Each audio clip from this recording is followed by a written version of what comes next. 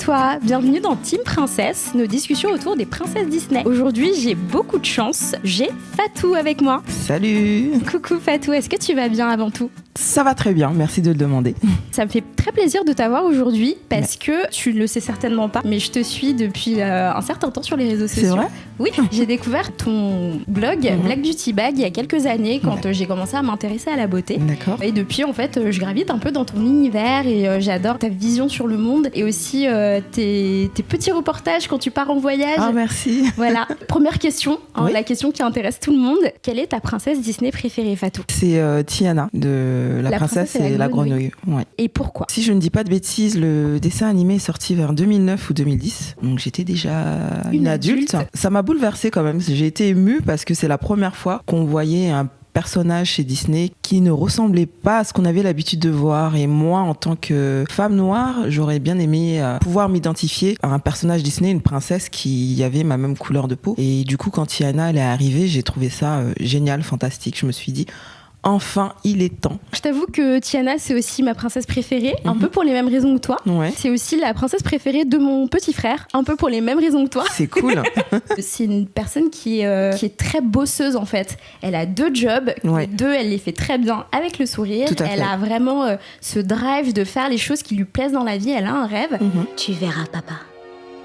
C'est pour bientôt. Est-ce que tu te reconnais dans ça? Est-ce que tu avais quelque chose qui te poussait à faire la carrière que tu fais maintenant? Bah déjà, ce qui m'a poussée à faire mon blog, c'est à peu près ce que j'aime chez le fait que Disney ait fait la première princesse noire, Tiana. C'est que moi, étant française, je me retrouvais dans une société qui ne me ressemblait pas au point de vue des médias, cinéma, magazines. J'avais l'impression d'être invisible, de pas exister. Pour moi, qu'on le veuille ou non, la télévision, les magazines, les films sont les reflets de notre société, et la télévision, c'est quelque chose que tout le monde a à la maison, quel que soit le milieu social dont on vient. Ça reflète ce qui se passe dans le monde, et j'avais l'impression que c'était biaisé, c'était un mensonge. Et du coup, je me suis dit, qui mieux que moi peut parler de ce que je vis, ce que je découvre en tant que femme noire, et que peut-être d'autres femmes noires comme moi trouveraient en ce que je dis quelque chose qui les intéresse. Elles se sentiraient plus seules. On peut parler de militantisme quand même, parce que pour moi, quand on défend son existence, on défend la personne qu'on est, c'est militer. Donc pour moi, ce blog, c'était du militantisme au-delà de la beauté. C'était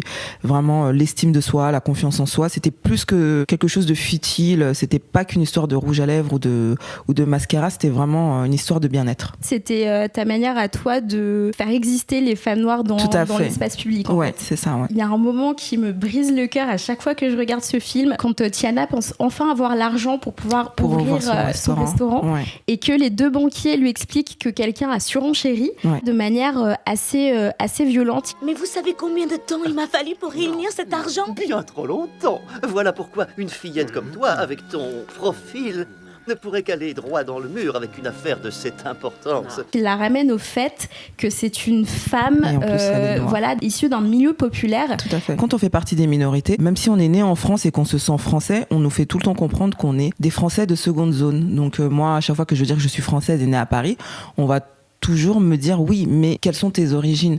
Et du coup, c'est vrai que j'ai déjà été confrontée à ça, non seulement parce que je suis une femme, on sait qu'on vit dans une société sexiste, où il y a beaucoup de misogynie, et en plus, quand on est une femme et qu'on est noire, c'est une double peine. Donc souvent on va me ramener à ma couleur de peau, à mes origines, et il y avait aussi cette impression où on me prenait pas au sérieux parce que du fait d'être noire, peut-être les gens face à moi sous-entendaient que je ne savais pas les choses mieux qu'eux. C'était à eux de me les apprendre et pas à moi. Donc c'est vrai qu'il faut avoir du caractère, et d'ailleurs c'est pour ça que j'adore Tiana, parce que pour moi c'est quelqu'un qui a du caractère, qui sait ce qu'elle veut et qui se laisse pas faire. Et je me suis totalement retrouvée en elle quand je voyais par quoi elle était passée. C'est quelqu'un qui a beaucoup de caractère, c'est quelqu'un qui travaille beaucoup, Oui, une mais bosseuse. peut-être à son détriment, parce que on voit bien qu'elle s'amuse pas forcément beaucoup. Comment t'as réussi à faire la balance entre le travail et toi en fait? On peut même rajouter par rapport au fait d'être femme et mère. C'est vrai que quand on est une femme, on a tendance à nous dire qu'une femme qui réussit, c'est d'abord une femme qui se marie, c'est une femme qui construit une famille, donc qui a des enfants, et qui va mettre sa carrière de côté parce que c'est pas important. C'est plutôt à l'homme de prospérer dans une carrière et à la femme de remplir tous les autres aspects qui font partie du cocon familial. Moi, j'ai eu la chance d'être éduquée par des parents et surtout une maman qui était maman, mais avant d'être maman, elle était femme, elle était bosseuse. Et elle nous a toujours dit que avant d'être des femmes, on était déjà des êtres humains. Et qu'il fallait pas qu'on pense que parce qu'on était des femmes, qu'il fallait se restreindre. On peut être maman, on peut avoir une super carrière et on peut continuer à avoir ses amis, on peut continuer à voyager. Plein de personnes qui me suivent me demandent tout le temps, mais comment tu fais pour jongler à travers les voyages, à travers le fait d'être maman, d'avoir ta vie intime. C'est difficile parfois, mais j'estime que je suis un être humain et qu'il faut que toutes ces parties-là de ma vie font partie de moi et que je dois pas en laisser une prendre le dessus par rapport à l'autre. C'est important. Non, j'ai toujours réussi à m'accorder du temps pour moi, parfois à me dire bon, arrête de travailler un peu, pense à toi, parce que je pense qu'il faut trouver un équilibre et c'est bien pour le psychisme, pardon.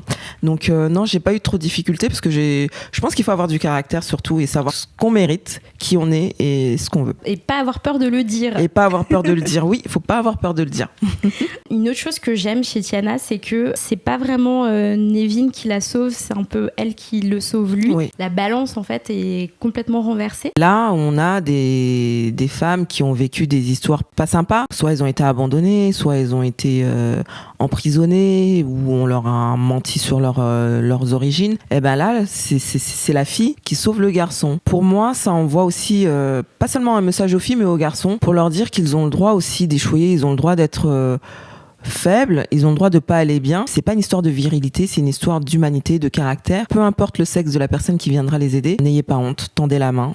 La personne elle sera là pour vous sauver. Est-ce que tu penses que ton fils pourrait retenir des leçons des princesses Disney ? On voit par exemple pour Réponse et Tiana, que je vais souvent citer parce que c'est mes deux Disney préférés. L'histoire aurait pu être vécue par un garçon. Cette envie de découverte, cette envie de croire en soi, cette envie de combativité, c'est un trait de caractère humain qui n'est pas seulement réservé aux filles. D'ailleurs, même ces traits de caractère à l'époque étaient censés être représentés par les hommes. C'est la masculinité, c'est la force, c'est l'ego, c'est la virilité. Et là, on voit des femmes qui se lèvent et qui se disent « je vais conquérir le monde », alors qu'avant c'était réservé aux hommes. Et je trouve ça bien que des garçons puissent voir ça, parce que ça leur permettra aussi, eux, dans leur construction, de se dire qu'il n'y a pas un truc réservé pour les filles et un autre truc réservé pour les garçons. J'ose espérer que ça permettra aussi d'endiguer ce truc, ce prisme où dès l'enfance, on prépare les garçons à être plus forts que les filles et les filles à être plus dociles. Ce que t'aimes chez Tiana, c'est vraiment cet esprit combatif, cette volonté de poursuivre ses rêves. Est-ce que tu retrouves un peu ce type de qualité dans une autre princesse ? Quelqu'un qui me fait aussi penser à elle,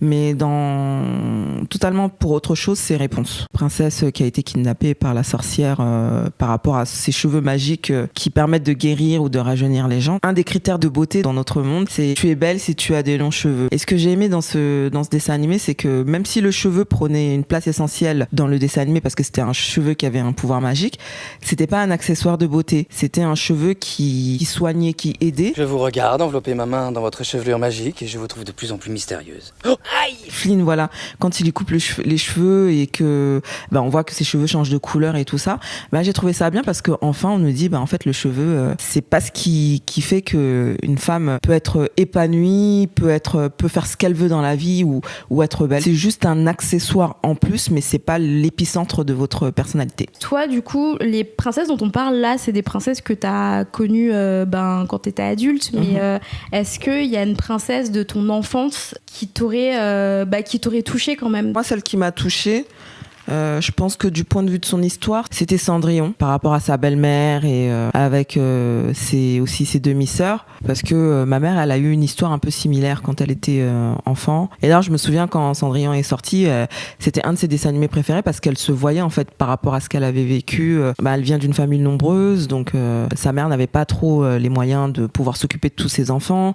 Donc, dans les familles en Afrique, ça se passe comme ça. Il y a cette entraide, donc sa mère l'a laissé se faire élever par la sœur de son père, sa tante. Elle n'a pas été très très sympa avec ma mère, quoi. Déjà, elle avait ses propres enfants, donc elle a pas scolarisé ma mère, elle a scolarisé ses enfants qui ont eu des diplômes et tout ça. C'est vraiment l'histoire de Cendrillon, hein. Ma mère qui rencontre mon père alors que rien ne les prédisposait à se rencontrer. Vraiment, lui, c'était quelqu'un qui voyageait beaucoup, faisait du commerce. Elle était dans la rue, elle vendait des légumes, des choses comme ça. Et c'est vrai, quand on regarde les histoires de Disney, on a l'impression que c'est un peu... allez, il nous passe un peu de pommade, mais ces histoires-là, elles existent partout dans le monde. Ma mère, elle était là, elle faisait le ménage, c'était vraiment... Elle nous racontait que des fois, même, elle la faisait dormir par terre. Ils étaient bergers et tout, donc des fois, ma mère, elle se retrouvait à dormir même avec les animaux et tout ça. Et au final, ma mère, elle se retrouve à rencontrer mon père. Il l'épouse, ils vont vivre en France. Ma mère qui arrive en France. Et sa tante qui est un peu... elle lui a même dit carrément, si on m'avait dit que de tous les enfants que j'ai eus, ce serait toi qui serais parti en France. Et ma mère, quand elle nous a dit ça nous a fait mal au cœur quand elle nous racontait son histoire. Donc ça a été un peu la petite Cendrillon qu'on a mis de côté, qui était là, entre guillemets, qui servait de boniche, et qui n'a pas eu des bagages scolaires pour s'en sortir, mais au final, la vie a été clémente avec elle. Donc voilà, la vie réserve de belles surprises. Donc vraiment, voici, il y a une princesse à laquelle j'attache quand même de l'affectif parce que ma mère l'aime beaucoup. C'est Cendrillon. Voilà. Waouh, c'est une histoire hyper prenante. Voilà, faut pas pleurer. Merci. Quelque chose que j'aime beaucoup chez Tiana, c'est qu'elle est amie avec Charlotte, qui donc vient d'un milieu social beaucoup plus aisé qu'elle. C'est une vraie amitié d'enfance, parce qu'on a toujours cette image des femmes qui seraient peut-être jalouses entre elles, qui seraient peut-être en train d'essayer de se mettre des bâtons dans les roues et tout. Oh, qu'est-ce qui s'est passé? J'ai glissé, c'est rien. Oh, ma pauvre chérie. La jalousie, l'envie a toujours existé, mais c'est vrai que Internet a fait ressortir ce qu'il y a de plus mauvais chez les êtres humains, qu'on ne voyait pas avant. Souvent, on va lire des femmes dire oui, les femmes entre elles sont jalouses, ou des femmes qui vont dire non, mais moi j'ai que des hommes en amis parce que les femmes je supporte pas. Et je trouve ça triste parce que pour moi il y a rien de plus beau que la sororité entre femmes. Je trouve que les femmes entre elles peuvent s'aider parce qu'on a des histoires communes. Autant je peux avoir un ami du sexe masculin que je vais aimer plus que tout au monde, mais il y a des choses en tant que femme dans ma féminité qu'il ne pourra pas comprendre. Moi avec mon métier, c'est vrai que je suis souvent soumise à la critique, on va m'attaquer. La chance que j'ai, c'est que je m'aime assez, j'ai confiance en moi, donc ça n'a pas d'impact sur moi. Mais quelqu'un qui n'a pas assez confiance en elle, qui a besoin de que les gens lui disent qu'il l'aime, ça peut l'atteindre.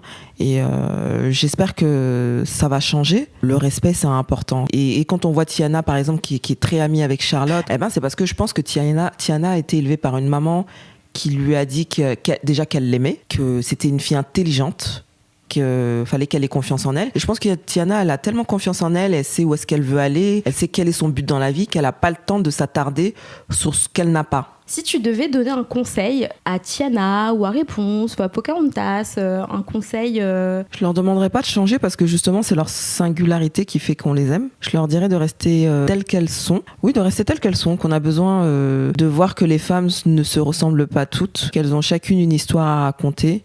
Et que peut-être à travers leur histoire, on peut prendre un petit morceau pour nous aider à avancer. Donc en fait, c'est pas un conseil qui s'applique qu'à des princesses, c'est vraiment un conseil qui s'applique à tout le monde. Ouais. Fatou, je te remercie en tout cas. Merci de l'invitation. Ça a été une conversation très enrichissante, autant pour moi et j'espère qu'elle le sera aussi pour tout le monde. Oui. Tu peux retrouver la version longue de cet entretien dans les podcasts Mademoiselle, le podcast Team Princesse. Je te conseille vraiment, dans le dernier épisode, Mathilde et Florence Porcel ont parlé de leur passion commune pour Jasmine, que je partage d'ailleurs. Tu peux utiliser le hashtag Team Princesse pour nous parler, toi, de tes princesses préférées. Et je te dis à bientôt pour une prochaine vidéo de Team Princesse. Bisous. Au revoir.